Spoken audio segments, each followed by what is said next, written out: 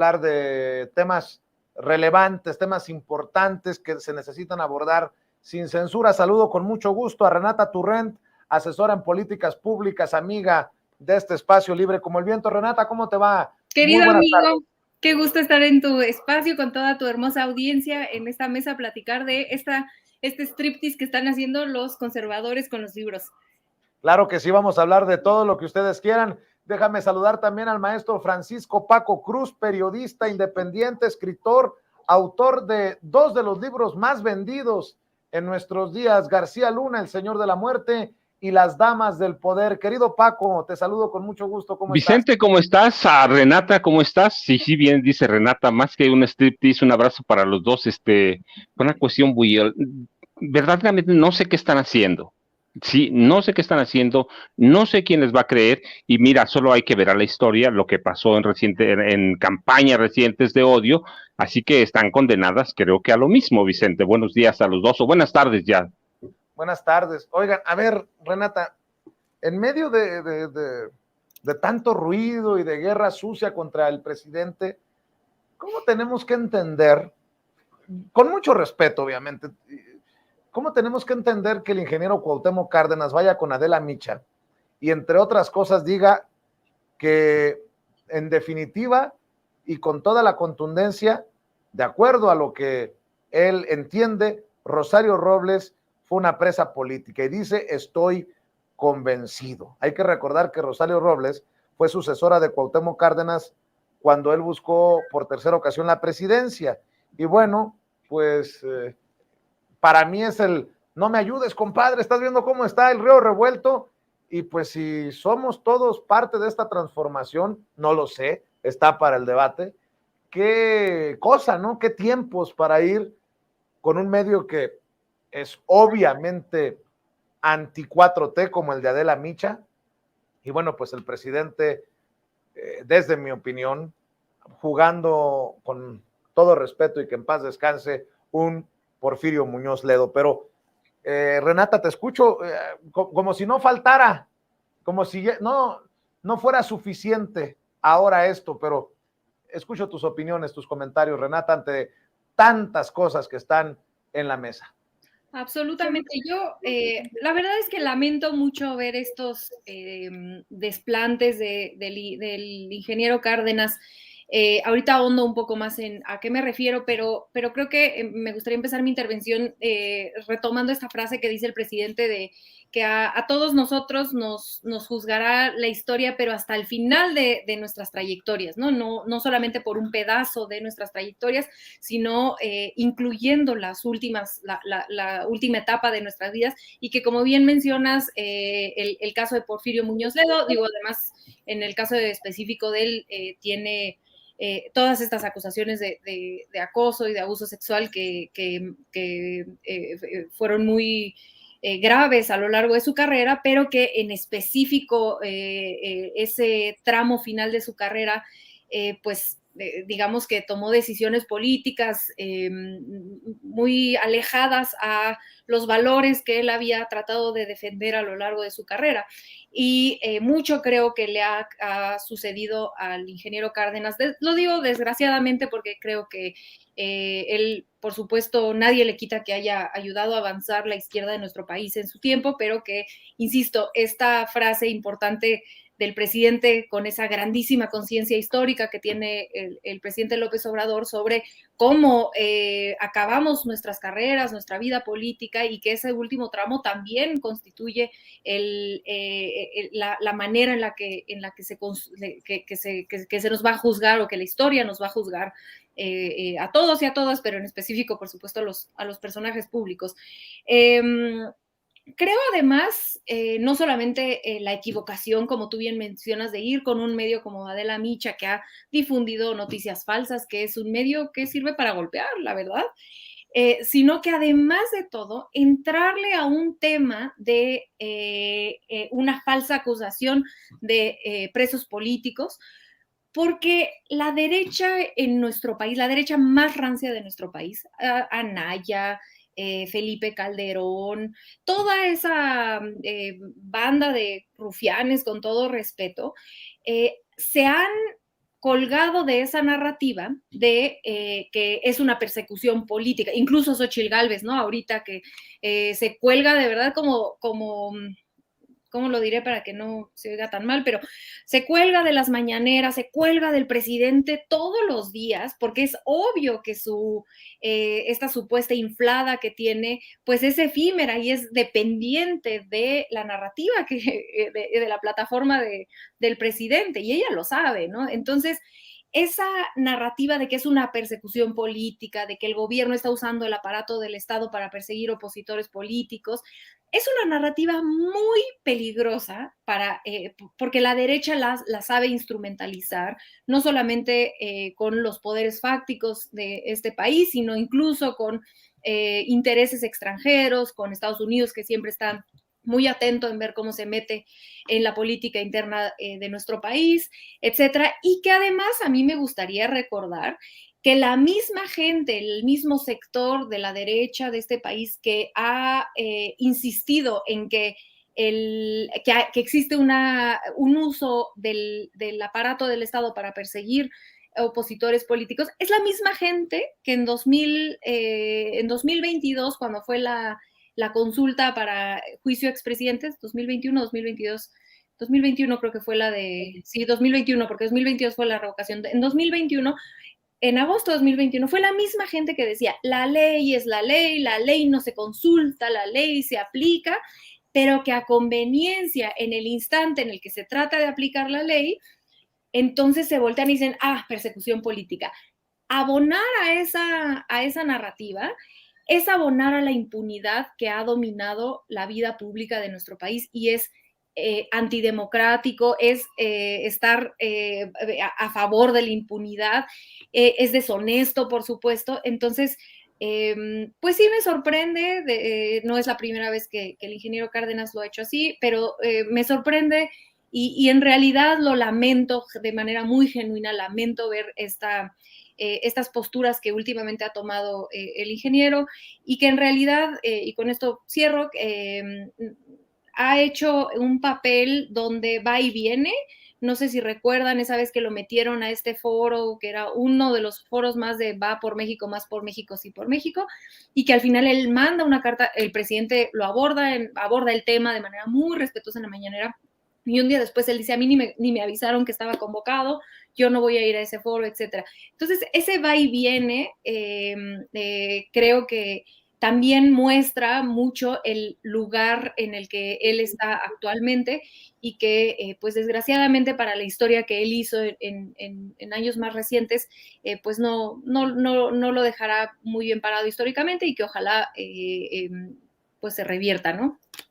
Así es, y bueno, aparte de estos temas, mi querido Paco, también estaba revisando, entre muchos otros temas, insisto, que el Chapo Guzmán está pidiendo al juez Brian Cogan un nuevo juicio en Estados Unidos porque dice que fue extraditado con trampas, y me viene a la mente Genaro García Luna, que es lo que va a intentar hacer, pedir un nuevo juicio, entre otras cosas. Obviamente, uno de los temas que salen por aquí entre el equipo de Sin Censura, de las notas que nos envía nuestro jefe de información, Mario Toledo, y obviamente todo el ruido político del que quieras, Paco, ahí está la mesa puesta. No, Vicente, mira, nada más voy a abonar uno y seguimos con Chapo y con Genaro García Luna. A lo que dice Renata, mira, yo en algún momento cuando preparaba un libro que se llama AMLO, mitos, mentiras y secretos, me contaban un diálogo que no sé, no lo pude probar porque se murió Pérez, pero que tuvo Amalia Solórzano con un político que es mi amigo, ya viejo, y me decía que le preguntó a Amalia García qué pasaba con el ingeniero Cuauhtémoc Cárdenas Solórzano, su hijo, y que ella le contestó, mira, en las familias solo hay cabida y lugar para un héroe, y en mi familia el único héroe es el general Lázaro Cárdenas del Río. Las posturas del ingeniero Cárdenas pues sí, son de resentimiento absoluto sí, montarse en las nuevas narrativas, pues eso, yo ni siquiera sé, mira, si va a pasar a la historia como eso. Hay que conocer a Rosario Robles, su historia, corrompió al PRD, hay que ver cómo llegó con un fraude escandaloso adentro, hay que ver su relación con Carlos Ahumada Kurz y el PRD y los 5,000 millones de la estafa maestra y además el sexenio más, o por lo menos uno de los más corruptos de este país. Todo el mundo se corrompió, así que la posición del ingeniero Cuauhtémoc Cárdenas a mí me queda claro que es un tipo resentido, que tuvo su momento, que pudo hacerlo, pero que como dijo, o el señalamiento aquel que me hicieron, la señora Amalia Solórzano, pues solo hay lugar para un héroe. Y lo otro, mira, el Chapo Guzmán, a Genaro García Luna, están recurriendo a los recursos legales a los que tienen derecho. ¿Cuánto van a avanzar? El del Chapo no creo que avance a nada. Ya lo que dio, lo que dio, lo tenía que dar.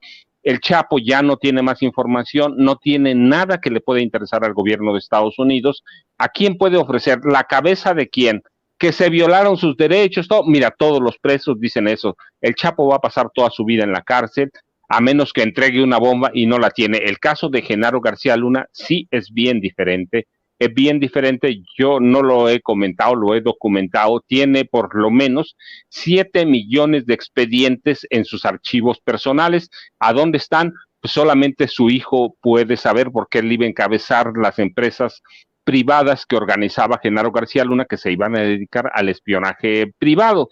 ¿Qué puede negociar? Pues mira, yo lo he dicho porque además gente que trabajó con él desde el CISEN hasta la Secretaría de Seguridad Pública, fue la que me ayudó a preparar, y debo ser agradecido con esos agentes del CISEN.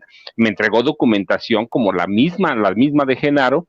Tiene todos los expedientes de la corrupción del PRI, del PAN, sabe qué políticos y qué empresarios están involucrados en narcotráfico, sabe qué ministros, qué magistrados, sabe qué jueces, conoce a los generales que están involucrados en el narcotráfico, él lo sabe, él tiene los expedientes, espió a este país desde 1989. ¿Qué no sabe? Su caso sí es diferente, tiene cosas para negociar, tiene temas, tiene asuntos, tiene agenda, tiene una agenda política, tiene a una gran parte de la prensa corporativa de este país. Entonces sí tiene que negociar, puede negociar, incluso si lo condenan después, puede negociar. Alguna vez yo comenté cuando cubríamos el juicio a Genaro García Luna, es de los pocos extranjeros que tiene la posibilidad de negociar a la figura de testigo protegido, no testigo cooperante, testigo protegido por la cantidad de información que tiene sobre Carlos Salinas de Gortari, sobre Ernesto Zedillo Ponce de León, sobre Vicente Fox Quesada y Martita Sagún, sobre Felipe Calderón y Margarita Zavala, sobre Enrique Peña Nieto y Miguel Ángel Osorio Chong, que fue el que le bañó los recursos o le transfirió, le trianguló los recursos. Ahora sabemos que son como 760 millones de dólares. Así que tiene fichas para jugar, tiene cartas bajo la manga y tiene una muy importante, mira, para mí la más importante de todas. Tiene que proteger a su esposa, que es la que maneja todos los dineros sucios, a su esposa y a sus 2 hijos. Él sí tiene algo que ofertar, tiene algo que negociar. Ya hay en México expedientes y casos abiertos contra la esposa de Genaro García Luna, así que tiene algo que negociar. Su caso sí está mucho en veremos, ya veremos qué oferta, pero sí tiene. Y el caso del Chapo Guzmán, hombre, eso ya es un caso juzgado, no le van a conceder nada porque no tiene nada. ¿Qué puede tener más de lo que tenga Genaro García Luna? Nada. Así que Genaro García Luna sí tiene mucho, lo vamos a ver de aquí a enero, de aquí a marzo, o cuando sea la etapa de la condena, o del tiempo de condena, o en su caso, que un nuevo juicio, pero sí tiene. Es un hombre muy explosivo, Vicente, Renata. Bueno, déjenme también poner sobre la mesa el nuevo ridículo, la payasada de Xóchitl Gálvez. ¿Tú crees que me vayan a acusar de violencia política en razón de género como el presidente por decir esto, Renata? Es que acaba de publicar un tuit que me parece verdaderamente lamentable. Si eres mexicano y vives en el extranjero y miseas los tacos, This message is for you. También puedes echar una signature y participar en el proceso del Frente Amplio por México. Regístrate, it's our moment.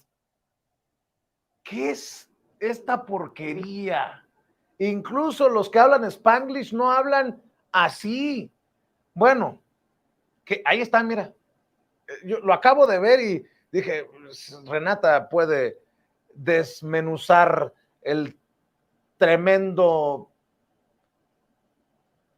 la tremenda payasada de Xóchitl Gálvez, como también me resulta payasada, mi querida Renata, que me pongan en las encuestas a Mauricio Tabe rumbo a la jefatura de gobierno de la Ciudad de México, este hijo o este político que defendió a su papá luego de que amenazara con un cuchillo cebollero el señor a un funcionario de la ciudad. Santiago Taboada dice que aparece en los primeros lugares de este Power Ranking que dan a conocer polls.mx en Político MX. Me llama mucho la atención que mientras a nivel federal, a nivel nacional, anda haciendo estos desfiguros Xóchitl Gálvez, los que han quedado, después de que sacan a Xóchitl Gálvez de la contienda por la jefatura de gobierno, pues entren Kenia López Rabadán, Lía Limón, Mauricio Tabe, Santiago Taboada, Adrián Rubalcaba, y dices, holas, pues qué temerarios resultaron los de la oposición querer ganar con estos personajes, uno metido en el cártel inmobiliario, el otro defendiendo a su papá con el cebollero, Kenia López Rabadán a punta de grito, en fin, mi querida Renata, pongo las cosas sobre la mesa, ustedes se sirven como vayan deseando. Interesantísimos los dos temas. Voy a tratar de abordar los dos brevemente porque no me gustaría dejar de abordarlos. El primero voy a empezar con lo que mencionas de Xóchitl. Yo también vi su tuit hace rato y de verdad yo estaba en un evento y veía yo con una cara de ¿qué hace? O sea, ¿qué le pasa? Nadie habla así, o sea, ningún paisano, los héroes migrantes y heroínas migrantes que viven allá, nadie habla así, nadie. Tú que has vivido allá, yo viví en Los Ángeles 6 años, jamás en la vida escuché a alguien hablar así. Creo que me baso en dos cosas o lo analizo el tema de Xóchitl en dos cosas. La primera es este sobreuso, este uso tramposo de esa acusación de violencia política de género por parte de Xóchitl Gálvez, no solamente en una cuestión narrativa, sino incluso judicializándola, ¿no? Que ella acusó al presidente, hoy le volvió a decir que era un macho y no sé qué. Esto es, y lo he dicho en este espacio muchas veces, la violencia política de género en contra de las mujeres en política es cierta. Lo hemos visto, los ataques que le han hecho a Luisa María Alcalde, a Andrea Chávez, a la jefa de gobierno, a Nadine Gassman, ella justamente hace este argumento y se le van encima a las mujeres que están en política, y a las mujeres jóvenes que están en política, insisto, el caso de Andrea Chávez, el caso de Luisa María Alcalde, son reales, ¿no? Y también del lado de la oposición, ¿no? También hay en el lado de la oposición, por supuesto, las mujeres pueden vivir o viven violencia de género, no lo pongo en duda. El problema es cuando se usa esta herramienta narrativa y peor aún de manera judicial para dar un golpe político, que es lo que está haciendo Xóchitl Gálvez. Con todo respeto, en todas las mañaneras, lo que se ha dicho de ella, lo que ha dicho el presidente de ella, no constituye bajo ningún criterio violencia política de género, por Dios, lo podemos ver, no necesita uno ser experta en violencia política de género para saber que una crítica política hacia una mujer no implica una violencia política de género. Violencia política de género cuando dicen que las mujeres estamos en donde estamos porque somos novias de quién sabe quién, o porque somos guapas, o feas, o gordas, o flacas, o lo que... Eso es violencia, eso puede ser violencia política de género. Decir que una mujer que está en política es una hipócrita, como es Xóchitl Gálvez, eso no es violencia política de género, eso es una crítica política. Y con eso enlazo a lo segundo, que es este tuit. Creo que este tuit, al igual que muchas otras cosas, recordarán a Xóchitl Gálvez cuando sale en esa cantina en Chihuahua comiendo un pepino, ya se acordarán, ¿no? No voy a ahondar más, pero seguro lo recuerdan. Xóchitl Gálvez es una hipócrita, es una hipócrita, vende una historia de ser del echaleganismo, de que yo le eché ganas y salí adelante y ahora soy esta empresaria exitosa. No, señora, te hiciste rica porque tuviste contratos millonarios cuando eras funcionaria pública y nunca te excusaste de estar teniendo conflicto de interés. Sale después a tratarle de hablar mediante Vicente Fox a la extrema derecha, cuando al mismo tiempo ella sale y se come ese pepino, ¿no? Haciéndose la simpática y tratándose de hacer la progresista. Hace estos mensajes tratando de apelar al voto migrante cuando su partido político jamás en la vida ha hecho absolutamente nada por los héroes y heroínas migrantes de este país, y cree que por hacerse la simpática y por hablar de una manera en la que nadie habla, a mí verdaderamente me pareció ofensivo su tweet. Es como, ¿qué crees, que la gente es tonta y cree que nos vas a engañar con esto? Lo que quiero decir es que tenemos cada actuar de Xochitl, y creo que esto es algo que el presidente logró ver, porque digámoslo con sinceridad, el presidente infló, subió a Xochitl a la contienda, la tenían totalmente relegada en el PAN, tenían ya a su candidato Santiago Krill, él le ha dado ese impulso. Y al final de cuentas el presidente ha logrado que la oposición discuta su candidatura alrededor de lo que él dice también, incluyendo el hecho, no estoy diciendo que AMLO creó la figura de Xochitl ni que es el creador de su trayectoria, ella tiene su propia trayectoria y su trayectoria por ella misma habla, ¿no? Pues estuvo con Vicente Fox, ha votado en contra de la nacionalización del litio, ha votado en contra, vaya, tiene un historial de sus propias votaciones en sintonía con el PAN, digamos, ella tiene su trayectoria panista, ¿no? Como lo sabemos, pero es verdad que el presidente le dio esta plataforma en la mañanera de la cual ella se ha querido colgar desde que fue y trató de judicializar su entrada a la mañanera, ¿no? Entonces, este es un ejemplo más, el que ponía yo del pepino, de los migrantes. De verdad, para mí todo es veo mucho su candidatura como la candidatura que le hicieron a Peña Nieto. Lo que pasa es que en Peña Nieto fue la década pasada, eran los medios de comunicación, las redes sociales no tenían la relevancia que tienen ahora, pero ella creo que entendió el modelo de esta construcción un poco hollywoodense, como de maquillaje, como muy de cascarón, de Peña Nieto, y ella la trata de replicar en una versión redes sociales perdón, pero no engañan más que a esa población que ya de por sí odiaba al presidente López Obrador y a Morena, ¿no? Entonces creo que cada día que pasa en campaña ella, por cierto, sin renunciar a su cargo y siguiendo cobrando en el Senado, ella se desnuda en cuanto a quién es y que es una candidatura de cascarón y que es una total hipócrita. Entonces, en ese sentido, creo que es positivo que siga tuiteando esas cosas, ¿no? Y para cerrar, el otro tema que es interesantísimo, muy breve para no comerme tanto tiempo, es muy interesante y lo relaciono justo con esto que menciono yo del presidente de haber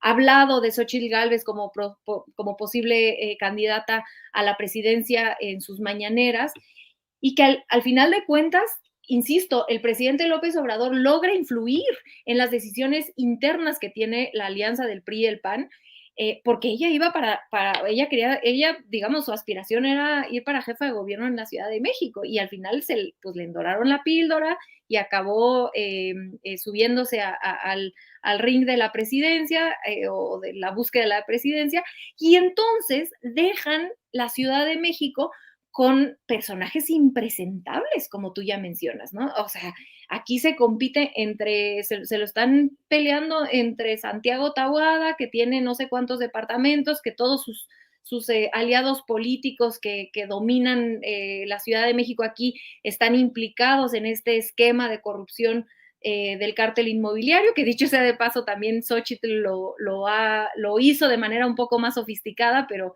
a eso que se le llama el mochitl, que también lo hizo, ¿no?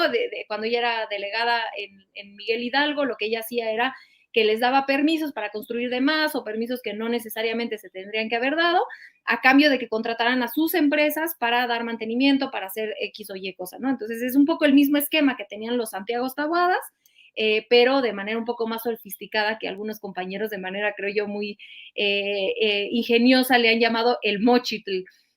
Pero entonces regreso un poco a lo que quería yo decir de la Ciudad de México, que es que una vez que quitan a la candidata, que era quizá la puntera dentro de la oposición en la Ciudad de México, pues se quedan con puros personajes impresentables, Santiago Taboada, ahora Mauricio Tabe, que como bien dices, pues hasta hay stickers ahí en WhatsApp de cuando su papá tenía el cuchillo acá con el servidor público. Vaya, no sé qué van a hacer. Entonces, a mí, otra vez, creo que la oposición no se da cuenta del animal político que es el presidente López Obrador y acabarán teniendo una candidata que probablemente logró inflarse en medios de comunicación, y creo que sería un fenómeno tuitero quizá de la Ciudad de México como es Xochitl Gálvez, pero que sinceramente no creo que a nivel nacional vaya a ser ese gran fenómeno que han tratado de vender, y además en la Ciudad de México pues también se quedaron sin candidatos. Entonces yo sí creo que en el 2024 no tendrán mucha suerte ni en la Ciudad de México ni en la presidencia, mi querido Vicente, mi querido Paco y por supuesto nuestra queridísima audiencia. Claro que sí, Renata. Y Paco, pues si me permites para cerrar con reflexiones, comentarios, opiniones, el presidente ha exhibido que son los estados panistas los que no quieren distribuir estos libros, ¿no? Bueno, algunos panistas naranjas, como el caso de Jalisco con Enrique Alfaro, el caso de Maru Campos en Chihuahua, y también cuando el presidente le pide al Tribunal Electoral del Poder Judicial de la Federación que le diga en cómo incurrió, en qué momento incurrió en violencia política de género, lo que hace el presidente es desnudar pues esta guerra sucia, ¿no? Que está en muchos frentes, que si los libros comunistas, que si la violencia política en razón de género, que si el encontronazo con el Poder Judicial podrido, que si la autoridad electoral queriendo fiscalizar hasta los amblitos. Vaya cosa la que estamos viendo, y de una forma cada vez más descarada, este sector de la prensa que pues está llenando eso que no ha podido llenar la oposición desde la trinchera política, ¿no? Con los golpeteos mediáticos que tanto ha exhibido el presidente Andrés Manuel López Obrador. ¿Cómo ves la situación, Paco? Vicente y Renata, mira, yo creo que tenemos un poco, sí, con toda la seriedad que amerita, tenemos que divertirnos un poco. Tenemos que divertirnos un poco porque hace tiempo advertimos, mira, yo insisto hoy todavía, por primera vez desde 1988, con Miguel de la Madrid, por primera vez un presidente está en control de su sucesión, con todo lo que implica, con todo lo que implica. El presidente ha logrado lo que no lograron Carlos Salinas de Gortari, Ernesto Zedillo, Vicente Fox, Calderón y Enrique Peña Nieto. Él metió a la oposición en ese camino de Xochitl Gálvez. El presidente sabe lo que está haciendo, verdaderamente no sabía, claro que sí sabe, lo dice Renata, el presidente es un animal político, les da la vuelta antes que puedan ver algo. El presidente sí sabe, está en control, está en pleno control. Yo creo, estoy convencido por lo que hay, todas las evidencias, la oposición con Xochitl Gálvez ha entrado en un túnel muy oscuro del que no van a poder salir. Xochitl Gálvez ya muestra signos de desgaste, no hay creatividad. Mira este tuit con ese retoque, así son los mexicanos en Estados Unidos, no son así, ni somos así aquí. Está abusando de esa inteligencia artificial que llaman hoy, que en mi tiempo serán retoque y punto. Así que está entrando en un túnel que va a desgastar muy pronto a Xochitl, y esa oposición se comió completa a toda la trayectoria del presidente, y escogió mal al rival de Xochitl, está escogiendo al presidente, y el presidente tiene todos los elementos para desgastarla, para jugar con ellos y para llevarlos a a un proceso electoral que culminará en 2024, en el que la 4T esté muy bien posicionada. ¿Por qué? Porque están dejando fuera a todos los 6 precandidatos a la defensa de la 4T, y Xóchitl está embarcada en un enfrentamiento con un rival que es muy superior.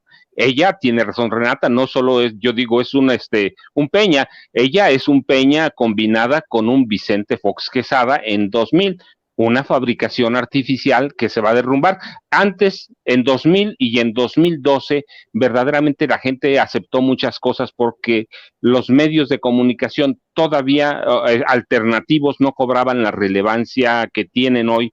Hoy va a ser muy difícil que fabriquen una candidata presidencial con las características de Enrique Peña Nieto, al que sí podíamos decir, o la gente por lo menos decía, es un candidato bonito, sí, Enrique Bombón, te quiero en mi colchón, era un candidato que se ajustaba a las normas que marcaba Televisa de físicas, estéticas, así que lo hicieron. Vicente Fox fue un candidato fabricado cuando se necesitaba echar al PRI, así que lo van a poder hacer con Xóchitl. Mira, yo creo que no lo van a hacer, ya muestra signos de desgaste, de desesperación, y en cuanto se acerque verdaderamente el proceso electoral, cuando salgan todas las cochinadas, literalmente hablando, cuando salga todo eso, va a sufrir muchísimo, va a sufrir la oposición, pero se va a montar. Pero también hay que recordar, tienen recursos, no solo tienen dinero, tienen como a 700 grandes medios, de los grandes